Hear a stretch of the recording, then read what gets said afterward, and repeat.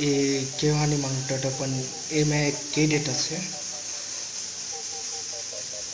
પૂરી story લાઈનમાં robot લોકોને ક્યાં મદદ કરતા હતા તમે એક રોબોટ તેનું નામ છે તે મને હરકું કાઢ્યું તો એ મને કેટીએમ इंसान तो क्या ना खत्म થઈ ગયેલા નહીં તો કઈ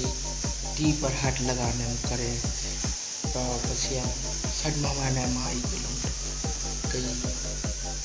કેટ બી બેહોશ કલાક તો સાઈડમાં બેડના યા ખાટલાના પછાડી આમ પડી ગયેલું તો બટલા લેપટોપ કાઢે અમને તે બી કીધેલે તે બધું કલાક લેપટોપને એમ કરી ડિલીટ કલાક તો એ મને બોયફ્રેન્ડ બનાવ્યો તો મેં કેમ છે ગર્લફ્રેન્ડ એમ કરી